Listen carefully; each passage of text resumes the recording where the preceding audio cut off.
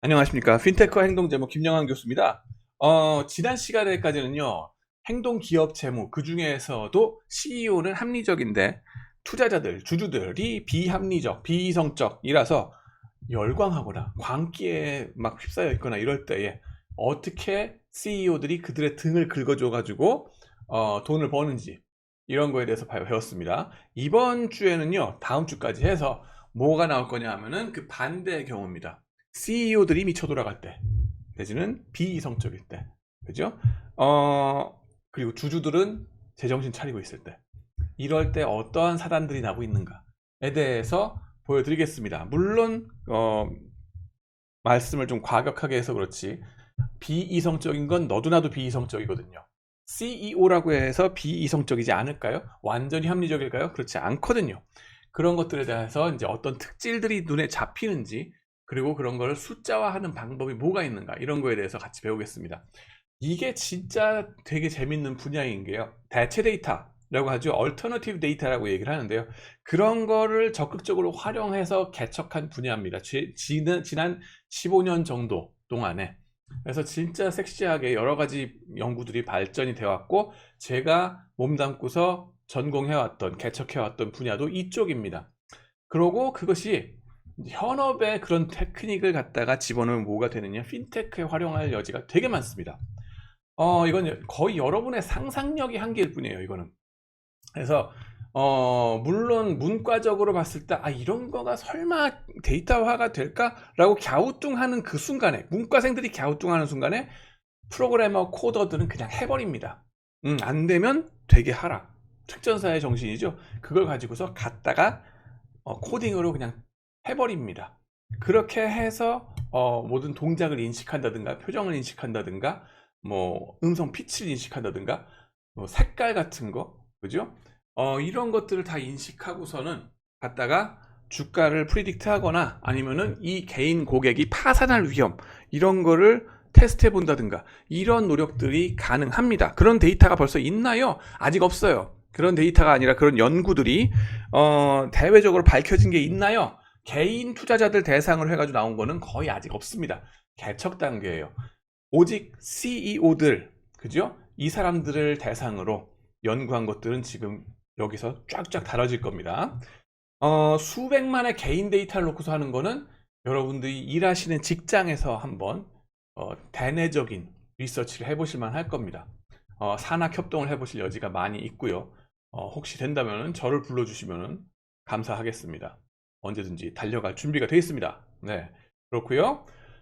자, 홍콩 모건 스탠리와 AI 면접하는 학부생 제자라고 제가 얘기를 했는데, 얼마 전에 들은 얘기입니다. 보니까는 이제 카메라와, 지금 제가 서울에서 일하지 않습니까? 근데 학부생 애가, 그죠? 성대 경영학과, 이제 글로벌 경영학과 뭐 몇 명이 있어요.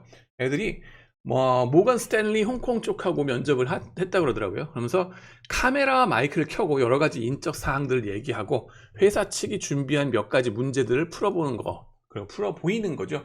문제를 접했을 때 이 사람 표정이 어떤가, 얼만큼 뭐 이제 뭐 몰입하는 표정이 나오는가, 내지는 뭐 또 그 사람의 태도라든가 이런 것들도 본다는 겁니다. 숫자화 할 수 있다는 거죠. 누가 저쪽에 건너편에서 사람이 지켜보는 게 아니라 이게 얼굴이건 몸집이건 이런 것들이 다 좌표거든요. XY축의 좌표거든요. 그렇기 때문에 좌표 그런 것들의 움직임을 가지고서 숫자화해서 다 파악이 된다는 거죠. 그리고 목소리와 얼굴 표정 변화 등을 보면서 이 사람이 어떤 사람인지를 빅데이터로 분석한다 하는 겁니다. 도대체 그게 뭐 몇 명이나 연구가 된, 대상이 몇 명이나 돼 있었다고 그런 게 데이터가 될까요? 수백만 명이 전 지구적으로 데이터가 돼 있습니다. 우리만 모를 뿐이에요. 문과생들만 모르고 앉았을 뿐입니다. 지금까지. 그러고요.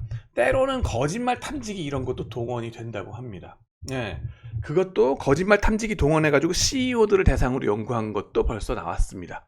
탑저널의 리뷰로, 이게 논문으로. 그 다음에는 이런 걸 가지고서 사람들 하이어하고 뭐 사람 그 고용하는 거 있잖아요. 그런데 AI 인터뷰하는 서비스 공급 업체도 또 있습니다. 미국의 하이어뷰 뭐 이런 회사가 있고, 우리나라에서는 마이더스 IT라는 회사가 있습니다. 뭐 명멸을 하고 이제 확 나왔다가 망하기도 하고 뭐 이렇게 하긴 하는데 계속적인 수요가 있다는 거죠. 지금 또 뭐 학부생들 얘기 들어보면 골드만삭스가 지금 애들 뽑는데 이제 인터뷰 같은 거 이제 접수하는 거를 다 AI로 면접 접수를 하기 때문에 ongoing으로 계속 어플라이를 하게 만든다 그럽니다. 전 지구상에서 골드만삭스에 지원하고 싶은 사람 얼마나 많겠습니까? 일단 하라는 거거든요. 그죠? 골드만삭스 입장에서도 우리는 하버드의 최고 인재 아니면 안 뽑아 이런 식으로 건방지게 나올 수도 있겠죠. 몇몇 그런 회사들이 있긴 합니다. 근데 그런 회사들, 폐쇄적으로 사람 뽑는 회사들은 오래 못 갑니다. 달도 차면 기울기 때문에. 골드만삭스가 계속 탑인 이유가 뭔지 아세요? 계속 그 학교 이름이나 뭐 이런 거를 그렇게까지 보지 않고 어지간히는 좀 보긴 보되 다른 회사들보단 덜 봐요. 그러면서 개방적으로 뽑습니다. 왜? 사업하다 보면 기회라는 건 어디서 올지 모르니까. 그리고 인재라고 하는 것도, 최고의 인재라고 하는 것도 어디서 올지 모르니까. 대신 골드만삭스 같은 경우는 그 안에서 내부 승진하는 게 더럽게 힘들대요. 그러니까는 뭐 하나를 하려 그래도 계속 옆에서 뭐랄까 경쟁을 해가지고 아이디어끼리 경쟁을 해가지고 함부로가 아니라 어떤 비즈니스 아이디어를 제안하면은 계속 비판을 한번 해보고 그런 과정을 거쳐서 진짜 괜찮은 것들을 발탁시켜가지고 그 제품이 아니라 금융 서비스를 내보낸다는 거죠. 그러다 보니까는 인재들이 계속 긴장해서 살아갈 수밖에 없고 그러다 보면은 최고의 서비스가 나올 수밖에 없습니다. 반면에 다른 그 투자은행들 외국의 회사들 같은 경우는 아이빌리그로 너무 프레피한 식으로 나가가지고 좀 폐쇄적이라 가지고 오히려 좀 적응 못 해버리는 그런 경우들도 좀 많이 있다고 얘기를 들었습니다. 그러니까는 뭐 회사들 분위기 나름입니다. 우리나라에도 그런 회사들이 분위기의 차이가 또 있을 겁니다. 좌우지간에 인재 등용을 골고루 하는 필요가 있다는 얘기는 나중에 말씀드리고 그 다음에는 이제 CEO들의 특질 이런 걸 가지고서 연구하는 것 CEO들의 특질이 회사 경영에 영향을 미친다 하는 이론인데요. 이게 무슨 소용이 있냐 뭐 이렇게 말씀하시는 분들도 있어요. 어차피 CEO란 거 다 로봇이다 라고 경제학에서는 얘기를 합니다. 그 시카고 미네소타 카네기 멜론 그죠? 네오클래시컬 이 신고전파 경제 이론에 의하면은 기업이란 거는 생산함수죠. 생산함수, 콥 더글라스 생산함수, 프로덕션 펑션 거기에 들어간 투입 요소 뭐 있습니까? 노동, 자본, 그죠? 그리고 뭐 그 프로덕티비티라고 그러죠. 생산 프로덕티비티, 생산성 뭐 이런 것들 변수가 들어가는데 거기에 노동, 자본 중에 하나인 CEO도 결국 노동 아니냐? easily replaceable 내지는 이 쉽게 갈아치울 수 있는 기계 부품 같은 거. 너님이나 나님이나 CEO님이나 우리 종업원님이나 다 똑같은 로봇이야. 그냥 누구든지 갖다 꽂아 놓으면 그냥 그 자리에서 있으면 돼요. 주어진 인센티브에 의해서 그냥 로봇처럼 일만 열심히 하면 되는 거예요. 인센티브가 주어지는 만큼만 열심히 하면 돼요. 그게 합리적인 계산을 하는 사람들이거든. 그죠? 그걸로 끝이에요. 인센티브로 모든 게 다 된다. 근데 진짜 그런가? CEO는 합리적인 의사결정만 그렇게 하는가? 여러분들 보스를 보셔도 당장 얘기가 나오죠. 여러분들 보스분들 바로 위에 계신 분들 아주 합리적이십니까? 그리고 철두철미하시고 뭐 피도 눈물도 없이 그냥 딱 칼같이 딱 자르고 공과 사를 팍 나눠가지고 그냥 얘기를 하고 그 다음에 막 한쪽으로도 기울어지는 것도 없이 그렇게 잘 하시나요? 아니죠. 네. 맨날 그렇게 이제 공과 사를 딱 구분하면서 그죠? 아주 공정무사하게 딱 하시는 분 같으면은 우리 사회생활하는 게 그렇게 힘들지가 않을 겁니다. 여러분들 말씀들 하시잖아요. 인간관계가 제일 힘들어. 왜 힘듭니까? 윗사람들도 아랫사람들도 나 자신도 다 뭐라고요? 비합리적이거든요. 막말로 또라이거든요. 우리가 다. 저도 또라이, 여러분도 또라이, 다 같이 또라이예요. 우리가. 그게 이제 심리적 특질이 제각기 다 다르기 때문에 뭐 저기 ESFP 무슨 뭐 16가지 뭐 이거 하시는 거 있죠, 그죠? INTP 뭐 어쩌고저쩌고 하는 거 16가지만 있겠어요? 16의 몇 제곱으로도 있을 거예요, 그죠? 다 다양한 성질들이 많이 있습니다. 합리적이지가 않아요. 중요한 거는. 그리고 문제는 뭐냐면은 윗사람, 맨 위 꼭대기에 있는 사람의 비합리성 내지는 그 사람의 특질, 그죠? 그 사람의 특질에 의해서 조직이 많이 좌우가 된다 하는 게 upper echelon theory라고 얘기를 합니다. upper echelon이라고 하는지 upper echelon이라고 하는지 전 모르겠습니다. 어차피 broken English이기 때문에 다 상관없습니다. 제가 해석하기로는 윗동네 이론입니다. 윗동네에서 뭐라고 하는지 저 양반이 또라이면은 우리 조직이 다 같이 또라이로 돌아가는 거예요. 저 양반이 좀 덜 또라이면 우리가 다 같이 좀 편하게 사는 거예요. 이게 이제 윗물이 맑아야 아랫물이 맑다 하는 거가 되는 거고요. 우리 속담으로는 회사든 국가든 가정이든 지도자의 영향은 지대하죠. 미국 보세요. 오바마 있을 때 좀 제대로 굴러가는 것 같았는데 제 보기에는 우리 이제 유색인종 차원에서 트럼프 되시고 나서 어떻게 됐어요? 그 다음에는 이렇게 됐죠. 이 사람의 특질에 의해서 이런 일들이 벌어집니다. 그죠? 추종자들이 많이 있거든요. 이 사람의 일거수일투족에 모범을 제대로 안 보이면 막말막하잖아요, 이 인간. 그러면은 밑에서도 이 사람은 막말할지 모르지만 밑에서 막짓을 해버립니다. 지도자를 제대로 뽑아야 돼요. 막말 함부로 하는 지도자 뽑으시면은 막짓을 해버립니다, 밑에서는. 그리고 막짓이 피라미드 쫙 뭐라 그러죠?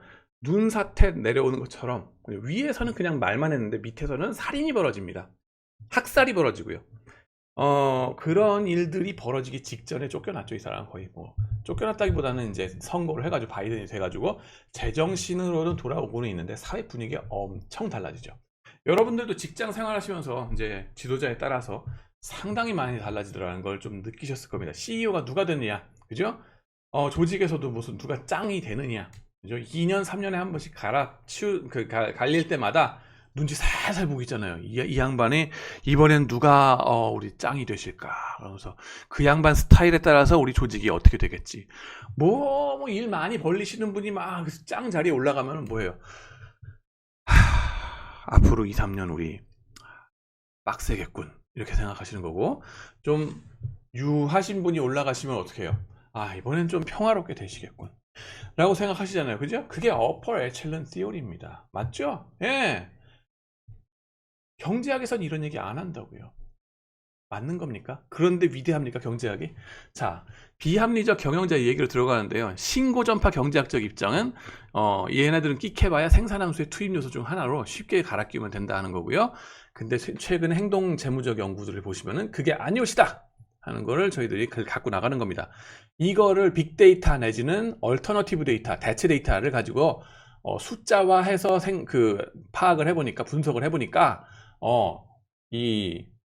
이 사람들의 특질들이 그렇게 중요하더라. 비이성적인 그런 특질들이 잡히고 숫자화되고 그런 것이 회사 경영에 지대하게 영향을 미칠 뿐만 아니라 주가를 예측하거나 그 다음에는 회계적인 퍼포먼스, 성과를 예측하는 데도 도움이 되더라.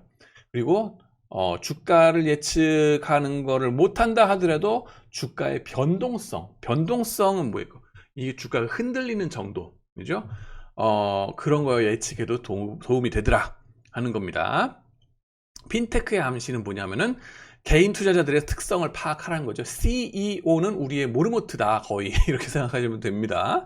근데 이제 개인 투자자들한테 그걸 확장시켜서 한번 해보자 하는 적용을 해보시면 되겠습니다. 그리고 개인 투자자들 그 수백만 명한테 해도 되느냐, CEO한테는 몇 명한테 테스트 해봤길래 그렇게 자신 있게 얘기할 수 있느냐? 수천 명한테 해요, 우리는. 예, 수천 명한테. 그렇기 때문에 기본적으로 수천 명이고 옵서베이션 숫자가 수만 개씩 나갑니다. 옛날에 행동재무 테스트 그 서베이 할 때는 30명 갖고서 학생들 30명 갖고서 물어보고 이런 거 갖고서 했었는데 그런 시대가 아닙니다, 지금. 그런 시대가 아니에요. 수천 명, 최소 수백 명, 수천 명을 가지고서 CEO들 가지고 연구를 한 겁니다. 그리고 수십 년 동안에 걸쳐서 한 거고요. 그 다음에는 데이터가 많이 쌓여 있어요. 그 다음에는 이제 혹시라도 이게 CEO 레벨에 있는 사람들은 태생적으로 뭔가 달라서 우리가 모든 개인 투자자들하고 완전히 다른 그런 거 아닐까? 우리 정말 어플라이 시켜도 적용을 완전 해도 될까 하는 과학적인 질문은 해보실 만합니다. 물론 그렇습니다. 많은 중요한 건 뭐예요? 개인 투자자 차원에서 아예 아무것도 안 돼 있어요, 지금. 예. 그 많은 데이터를 은행들이나 증권사나 보험사들이 깔고 앉아 놓고서 지금 자기네들이 깔고 앉아서 무슨 짓을 하는지 모르겠는데 아무것도 뭔가를 밝히지도 않고 얘기한 것도 없어요. 그거에 비하면은 CEO들 수천 명, 그리고 CFO, COO 이런 사람들 만 명 단위가 되는 거죠. 그런 사람들 단위로 해가지고 나오는 결과들은 한번 개인 투자자들한테 적용시켜 봐야 되지 않을까 하는 그 임플리케이션 내지는 암시, 그것만 해도 상당히 도움이 되는 거다 이겁니다. 부지런히 테스트 하셔야 돼요. 지금 카드사에서 통계하시는 분들이요. 갖고 깔고 앉아서 가만히 계시지 마시고 이런 거 갖고 한번 해보셔야 된다고요. 기업 고객, 그 다음에는 뭡니까? 개인 투자자 수백만 명, 그거는 그렇다 치고 여기에 나오는 연구 결과들을 여러분들이 벤처 캐피탈리스트다 그러면 뭐 어디다 적용시키느냐? 여러분이 관리하는, 여러분 포트폴리오로 관리하는 벤처 회사들 있죠. 벤처 회사의 CEO들, 경영진들, 그죠? 여러분의 투자를 받아가지고 열심히 일하고 있는 그 CEO들, 걔네들한테 갖다 적용시켜서 그대로 하시면 된다는 거예요. 예. 기업 사이즈 같은 거가 문제되는 거 아니에요? 우리 연구할 때 이미 사이즈도 다 통제해주고 얘기를 하는 겁니다. 사이즈의 영향을 받는 것도 있고 아니기도 하지만은 그런 거 다 통제해주고 나서도 이런 특질들이 영향을 미치더라 하는 개량적인 연구 결과들입니다. 그래서 이걸 믿고 쓰셔야 돼요.